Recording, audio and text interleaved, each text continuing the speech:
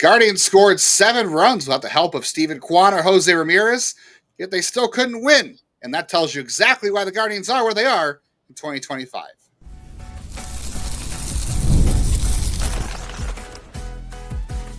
You are Locked On Guardians, your daily podcast on the Cleveland Guardians.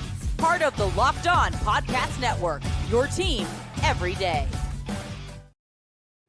Hello, Guardians fans. Welcome to another episode of Locked On Guardians. Win or lose, it is still our favorite half hour of the day. We hope it is yours as well, because for the next half hour, we're covering your Cleveland Guardians, from the majors to the minors, the draft, and everything in between. We do it every day as part of the Locked On Podcast Network. It's your team, your Cleveland Guardians every day. I'm Justin Lada. I have been here with Jeff Ellis, my co-host and friend, since October of 2022, and I've spent 18 years covering the Guardians minor league system, doing scouting reports and prospect analysis. As you mentioned, I'm Jeff Ellis. I've been here since Locked On expanded into baseball, one of the first people they brought on 6 years ago. Before that, I was a national writer at Scouting 24/7, focused on prospects in the draft. I want to thank you for making today's episode your first listen today and every day, wherever it is you get podcasts. And remind you, check out Justin's newsletter if you want updates on things like Lane Thomas's rehab in the minors, as well as giving a big shout out to all of our everydayers out there.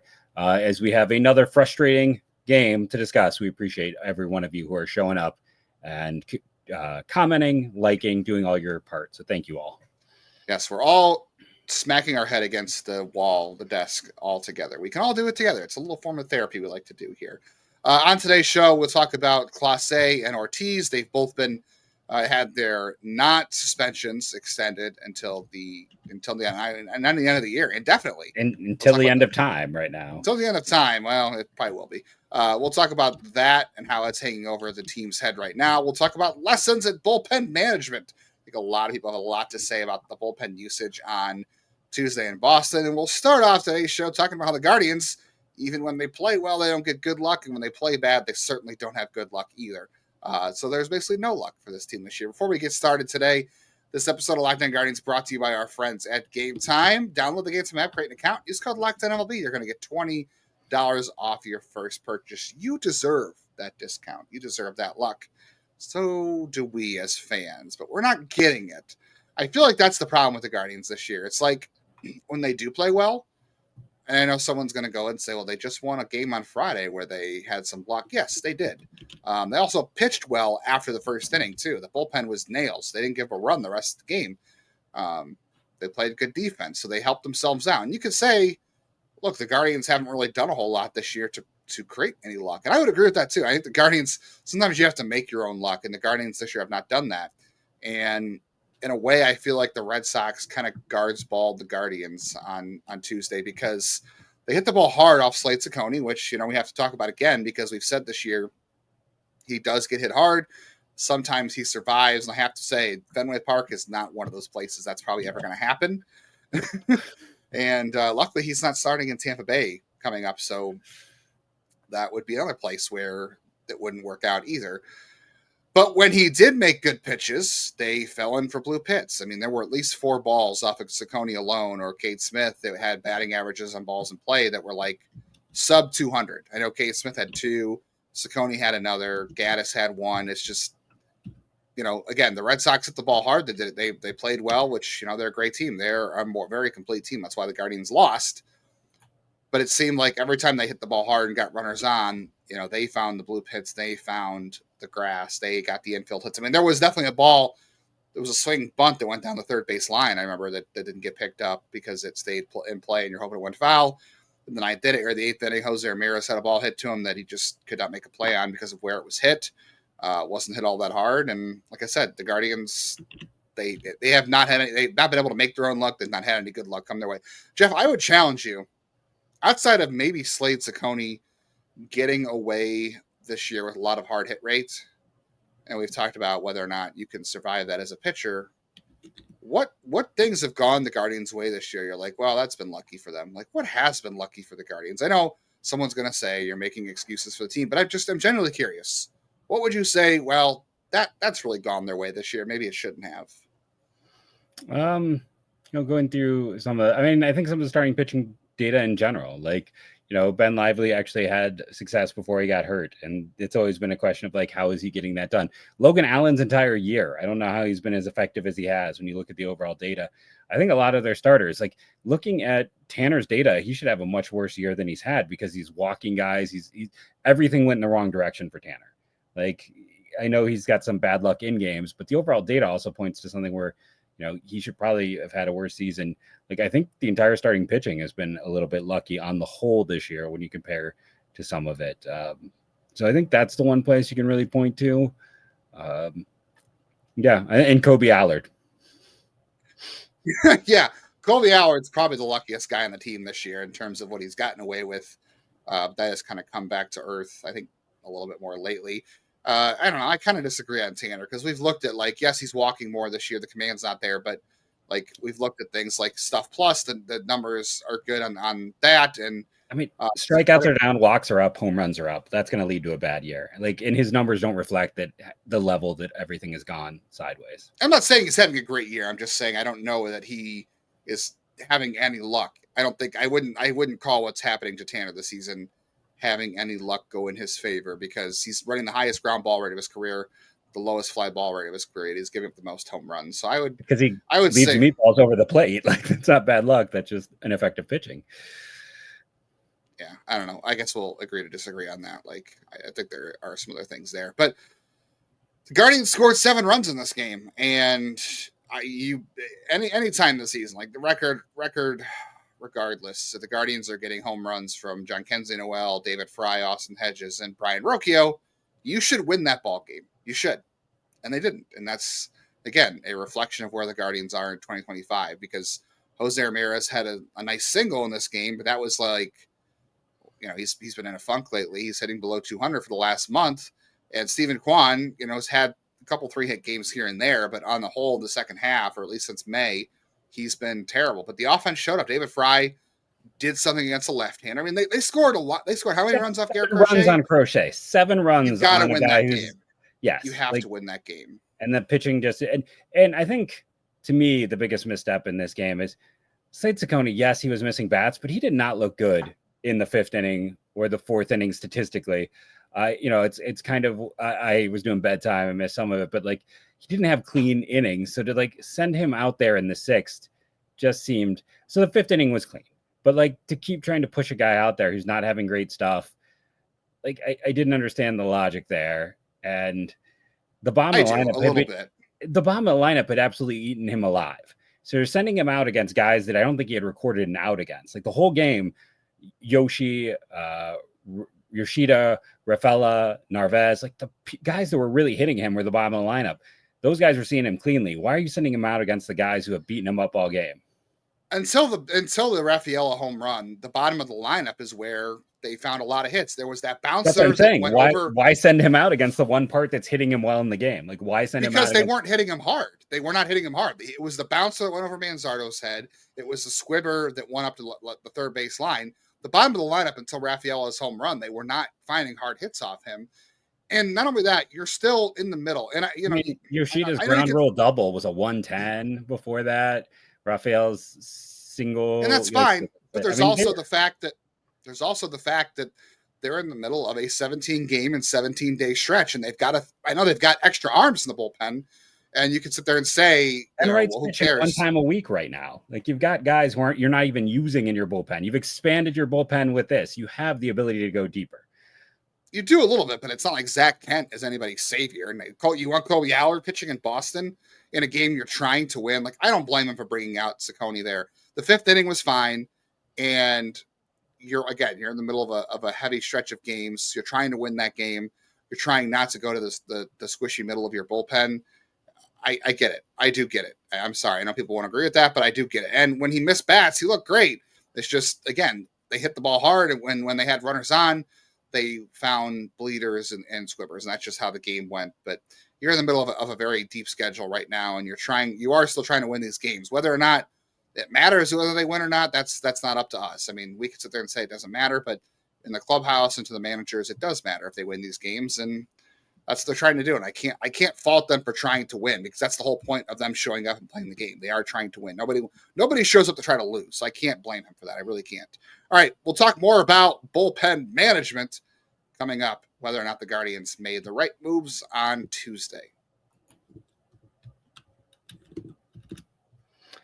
Let's first talk about our good friends at Upside. Hey, Guardians fans are still paying full price for gas. Why would you do that? Stop leaving money behind. Get real cash back every time you fill up with the free Upside app.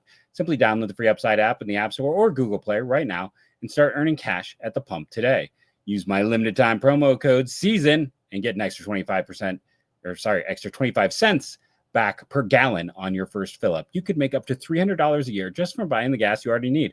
Who doesn't want something for free? You're getting an extra 25 cents back right now with that promo. At first, I thought it was too good to be true, but it's totally legit. Real people are getting paid just to make their daily commutes, and you can too. Plus, you can cash out anytime to your bank account, PayPal, or an e-gift card for Amazon or other brands. Don't let this offer drive on by. Download the free Upside app now using my limited time promo code SEASON for a limited time 25% per gallon bonus. That's promo code SEASON. Disclaimer, offers vary by user and location. Go to upside.com for terms and conditions. Well, win or lose, it's still great to be at the ballpark and catch a game live. There's energy, the crowd, chance to see your team in person. Getting tickets, that can be the tough part sometimes. I know I had to fight a little bit to get tickets on Friday last week for the 95 reunion and Rockin' Blast, always a popular game for the Guardians. Surprise fees, login screens, all that stuff takes the fun out of it. And that's why I use Game Time to get those tickets, because it's the app that gives the advantage back to fans like us. Game Time is fast, easy, and it's backed by the Game Time guarantee. You always get 100% authentic tickets. They deliver on time, and you're getting the best price because all of the fees are included, and you can finally go in there and find the best deals. You don't have to search around scrolling section to section. Game Time tells you exactly where the best deals are in the ballpark. They show you seat views so you know where you want to sit. So it's very easy to go through and find the tickets you want, get out of there fast, and know exactly what you're paying. So download the Game Time app, create an account, use code LOCKEDONMLB for $20 off your first purchase. Terms do apply, but again, that's code LOCKEDONMLB for $20 off. Swipe, tap, ticket, go. Download Game Time today.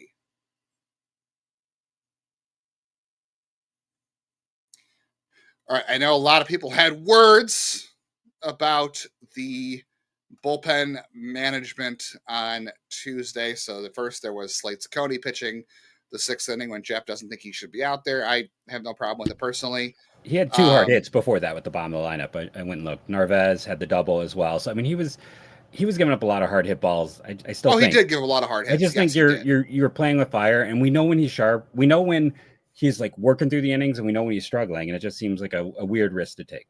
I'll leave my point there on that. Yeah, he missed a lot of bats, but when he didn't miss bats, the ball was hit hard. When they had runners on, they found holes. And one more side note. I'll retract my Tanner statement. His FIP and his ERA are about identical, so he's not lucky or unlucky. He's just about where he should be. Well, all right, fair enough. Bullpen management. I know we had a lot of our insiders texting about this too, and I know a lot of people on Twitter were also mad about bullpen usage in this one. Enright got through it just fine. Tim Herron was fine. Hunter Gaddis struggled a little bit tonight. One of the runs that Cade gave up was charged to him. So usually we don't see Cade give up a lot of inherited runs, but he did in this one.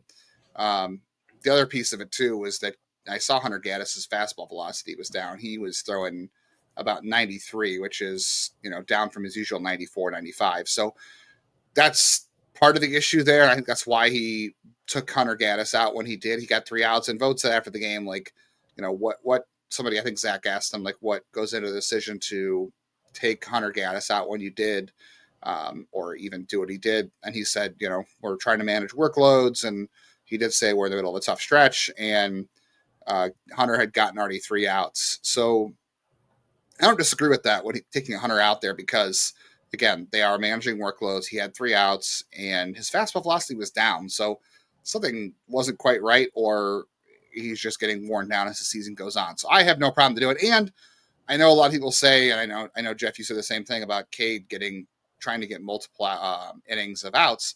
He did it 17 times a year ago before he settled into that setup role. He was the guy who came in and got 2 innings or got 4 outs. He did it 17 times last year. He's done it this year too. I have no problem going to Cade. He's even said that it's a different animal when it's that 9th inning, and it's something it is. But he didn't get to the 9th inning tonight, so it didn't matter. You can't say it was the 9th inning because he didn't get to the 9th inning tonight. He talked about being in that closer's role is a different situation, different feeling, and for him, that's essentially when you're going in for, hoping your team gets the lead, trying to get to the 4-out save, it's asking a lot, and most closers aren't asked to do that for a reason. Like, I'll go back to what I talked about all last postseason, asking guys to do things that is not the norm, or it is not the expectation, is going to lead to failure. I mean, I don't know if we have the data on that. You can sit there and say that it feels like it or it's conjecture, but you need the data on it, and I don't think we have the data on it right now. We can look it up. I mean, teams have the data. That's why they don't do it, right? Like, the reason the rest of the data though that they don't do it, or are you just saying that? I mean, there is not the 4-out save is something we don't. How many games this year have we watched the opposing team do that? I believe it's 0, maybe 1. Like, it just doesn't happen for a reason. The effectiveness, and especially one of the things too, it's like when a guy pitches an inning, then sits and then comes back, like a starter is used to that. But for a lot of relievers, that, the keeping your arm warm, doing that things, it's you're asking guys to do extra. It's a little more. I don't like the whole. Cade's done it before. I know, but it's not often.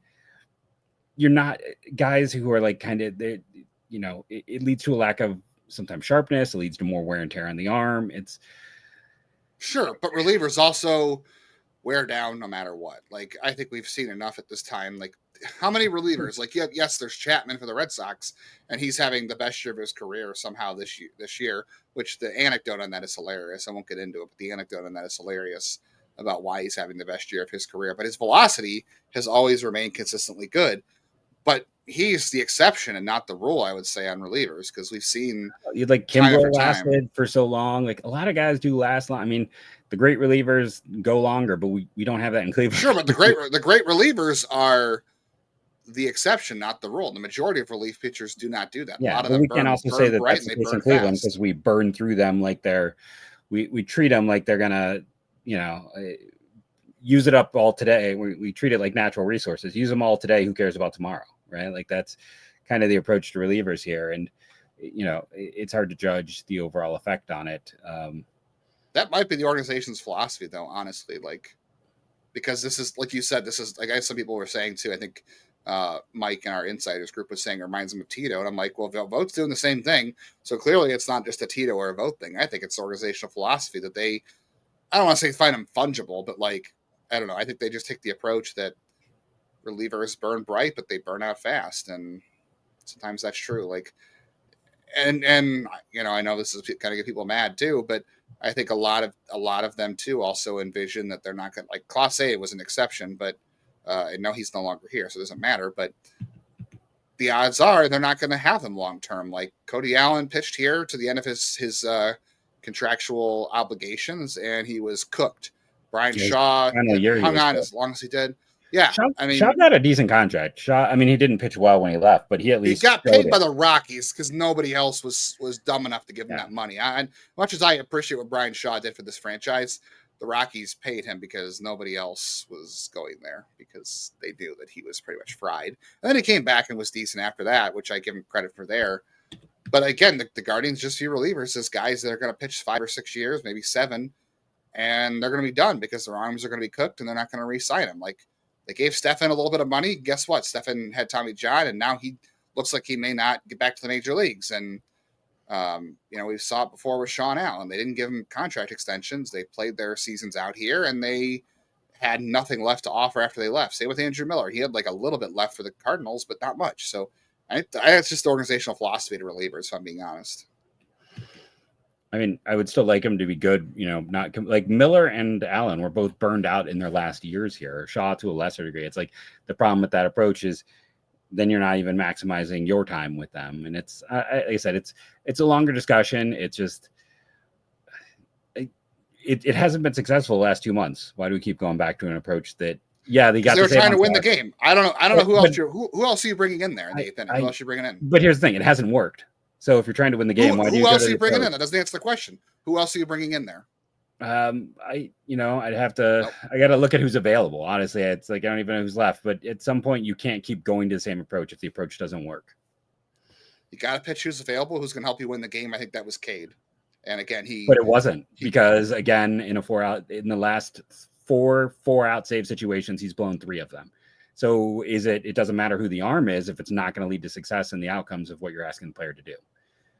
I don't know. I'm still on the camp where you put your best reliever in the most important situation, and that was the most important situation. He's your best reliever available. They did what you had to do.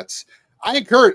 I have one more note on the bullpen management and Cade Smith thing that we'll get into. The guy that's causing a lot of these issues, Emmanuel Clase, and of course Luis Ortiz. We'll talk about their fates and what it is hanging over on this franchise. Coming up next. Speaking of money management, most people cannot name all their financial accounts and what they're worth. I got to be honest, at times I can't do that either. So if it's 401ks, got a problem there. Properties and investments. If you don't have the full picture, you can end up leaving money on the table. Maybe the Guardians do that quite a bit too. That is where Monarch Money comes in. It's the all-in-one personal finance tool that brings your entire financial life together in one clean, easy-to-use interface. And I know with any tools I'm using, especially for finances, I want one app. I don't want to be checking multiple apps because this does the heavy lifting for busy lives. If you're organizing your finances, maybe you put it off a little bit, Monarch is for you. You can link all your accounts in minutes, see all the data visuals, get categorization of your spending so you can feel in control of your money without ever having to go through a spreadsheet. So there's a lot of things that this can do for you. It can make conversations with your significant other a lot easier when it comes to goal setting or budgeting or planning for that future vacation or home renovation. Don't let any financial opportunities slip through the cracks. Use code LOCKEDON at monarchmoney.com in your browser for half off your first year. That's 50% off your first year at monarchmoney.com with code LOCKEDONMLB. Appreciate all the Guardians fans being here with us, whether you're casual, maybe you're new, or you're an everydayer. You should always be hitting the bell on YouTube so you always get the reaction videos post-game, which we do every game no matter what because we like it and the network all does it, and it's part of our plan. So we're going to be doing that every game, win or lose, all year. We've done it all year. We haven't missed a game at this point. But you also get every episode. You also get the MLB Squad Show and any videos we do that are bonuses, like breaking news, things like that. And auto download an audio so you never miss an episode. It comes right into your feed no matter what app you use. We're on all of them. So check that out as well. All right. The Cade Smith thing again. I when the whole thing went down with Clase, I implored Stephen Vogt, not that he listens to me because he shouldn't, but I had said on the show that you have to keep using Cade Smith like you did before because the bullpen is not going to work as well without Clase. Let's just acknowledge that. But you still want to put your best reliever in the most important spot of the game because I still feel like you get to the 9th inning, you might be losing, you might be winning by a lot, or you might face the bottom of the lineup. But when you're facing the top of the order in the 7th or 8th inning and there's runners on and you're trying to keep it a tie game or you're trying to hold a 1-run lead, you have to go to your best reliever. And I realize having Clase and I realize having Cody Allen allows you to go to Cade Smith or Andrew Miller in those spots. I would have rather just continue to use Cade Smith that way, which is what he tried to do, I think, on Tuesday, even though I know you can say, well, he's trying to have his cake and eat it too with the 8th inning and trying to have Cade go the 9th, which, I acknowledge can be a problem. But I still think you have to do it. Like, I just don't know what the better alternative is. I'm not going to Sobrowski there. I'm not going to Matt Festa there because I've seen way too much of Matt Festa in important situations this year. I'm not going to Zach Kent there. They went to him anyway because of not getting out of the inning.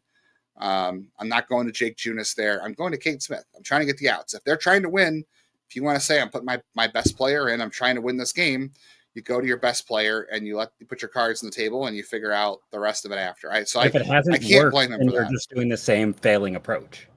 It's not working. You can't send a guy out if he's failing. Is Cade Smith the best reliever in the bullpen or not? Is he? It doesn't matter if it's a situation you keep doing. Is he the best reliever in the bullpen? Is he? It doesn't matter. It's situational. Like, you're sending a guy out in a situation he's not finding success. It doesn't matter. There are guys who can been excellent pitchers who do not. He's had success before in it. He's not, since he's inherited this closer role. Since he has inherited this closer role, I don't know if it's part of his thinking or what's in his head, but he has not been able to be an effective multi-inning reliever since then. In that period of time, I feel like that's a lot of conjecture. We don't really have the answer. I've gone through I went through the data on it before and pointed out that, like, right, it's a couple games, but you can't speak to his mindset. Or you can't. I can talk to his performance since he's been in this role. It's a couple of games. It's been a couple of games. It hasn't been that many. It's a small sample. It is. It is a situation where if a player isn't being successful, why do you keep having him? How many times is it, though? How many times is it?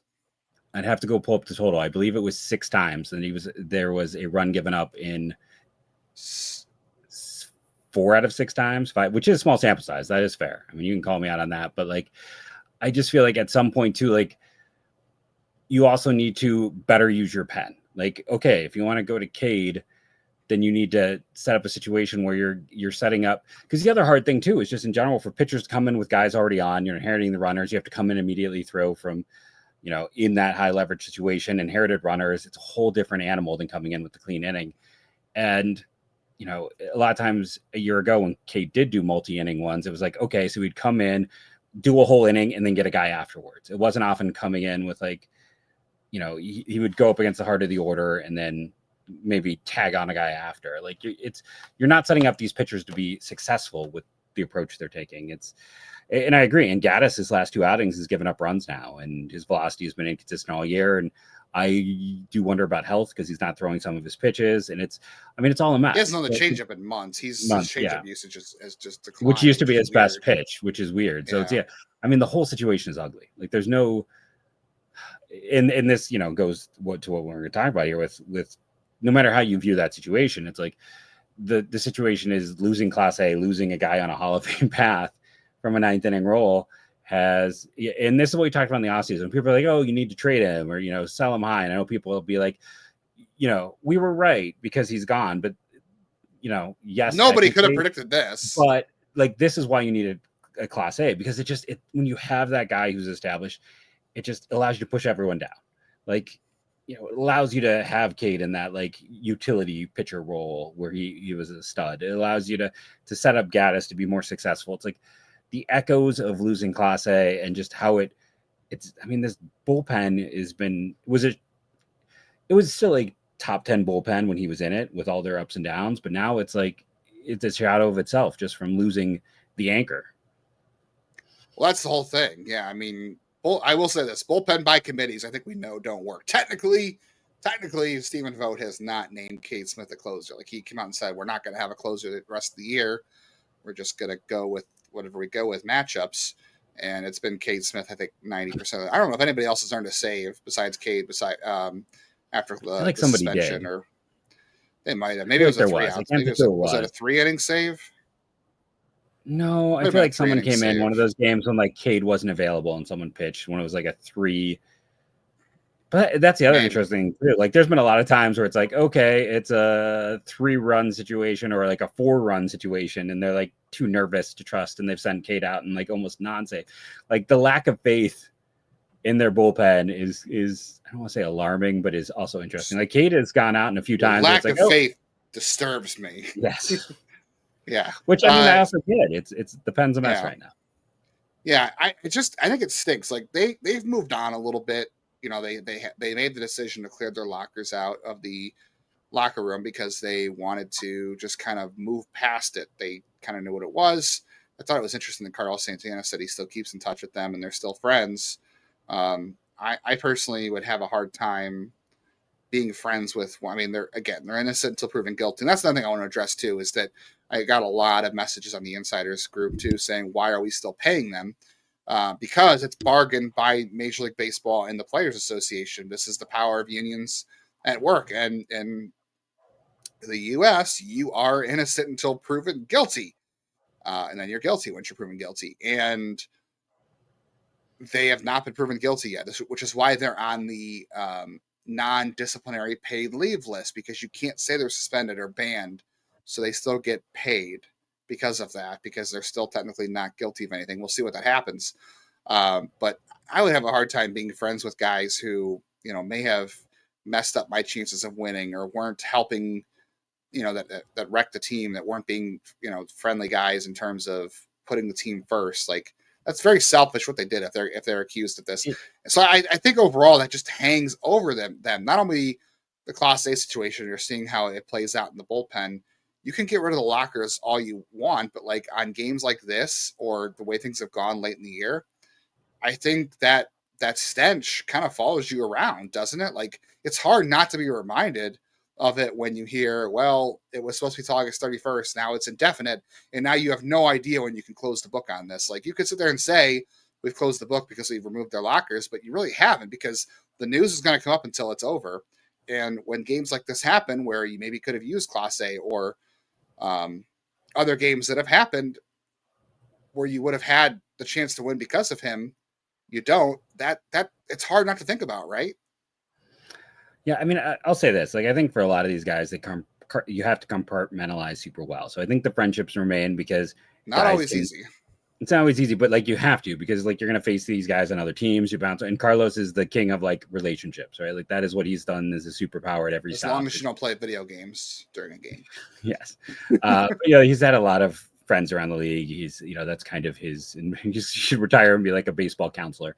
But a lot of these guys, like, it's like your friends one game, your enemies the next. Like, there's guys who have thrown at each other, who have been friends through the years. Like, it's baseball's weird in that regard.